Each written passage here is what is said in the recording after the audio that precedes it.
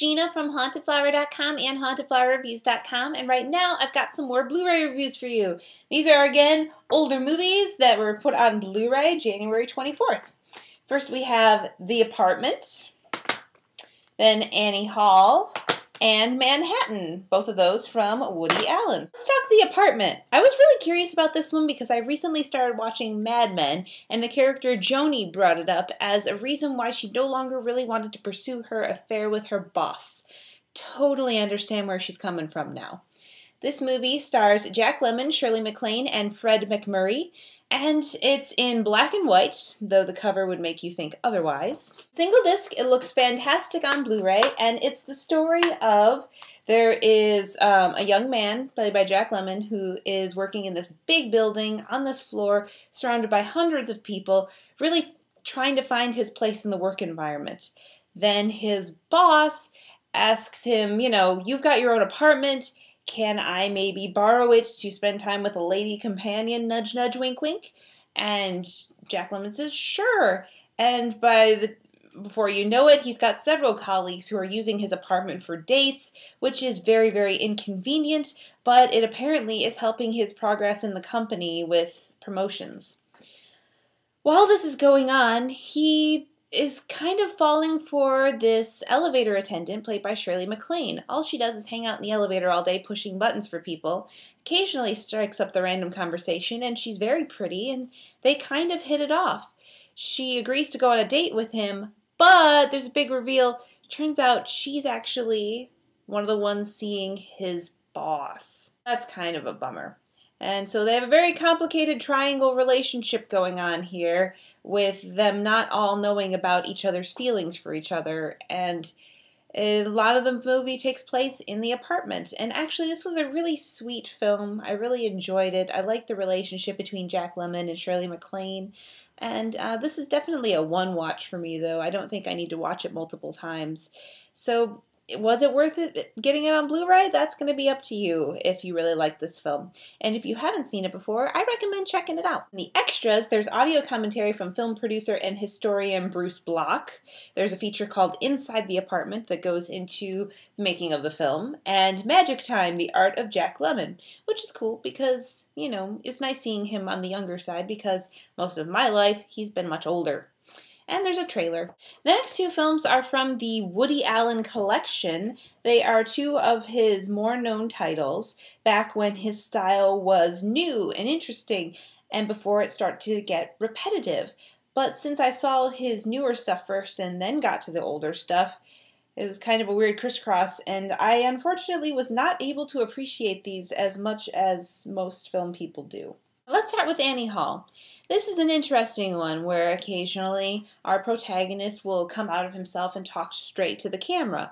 Or it might go back and forth in time, it might go into a memory, or the two characters might take a tour through each other's past experiences and relationships.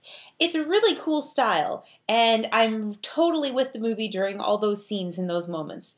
But when the characters are just trying to talk to each other and have a normal conversation, it's a little odd. Basically, I was with this movie about 50% of the time, and the other 50%, it kind of dragged for me, and that's unfortunate because this is supposed to be like one of his best movies ever.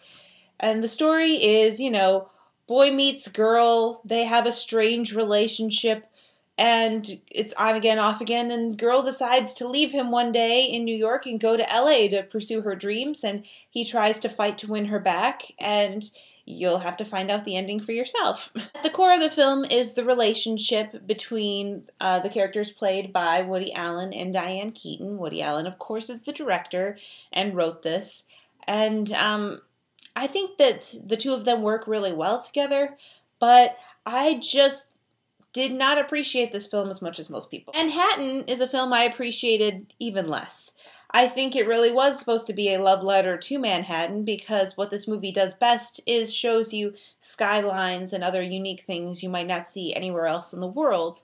What it does not give me is relationships that I care about. Stars of this film are Woody Allen, Diane Keaton, Michael Murphy, Marielle Hemingway, Meryl Streep, and Anne Byrne. There's a very, very complicated set of relationships in here. There's like 6 people intertwined. Basically, the Woody Allen character used to be married to Meryl Streep before she came out as a lesbian and pursued a relationship with someone else. Now she's writing a tell-all novel about their relationship, which he finds mortifying and is worried about what's going to be in it. His character, who is in his 40s, is having a relationship with a 17-year-old. Creepy! It's weird, it doesn't make any sense, and even his character has no justification for it. In fact, most of the movie he talks about how weird it is he's dating someone so young, and he makes fun of it like he should be helping her with her homework or something. And if he doesn't even want to be in the relationship, how did he get into it? Because really, you have to have two to make a relationship, and you didn't just fall into this one day. It's weird. How'd you convince this girl to go out with you and be madly in love with you? You're a little short man with glasses, and she has her whole life in front of her. It's so strange.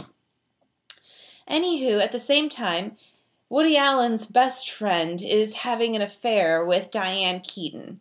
Woody Allen and Diane Keaton meet, and oh my gosh, the Annie Hall sparks fly, and they kind of decide to maybe have a relationship. So he dumps his young girlfriend and tries to go out with her for a while. They try to make it work. They're not very good at it.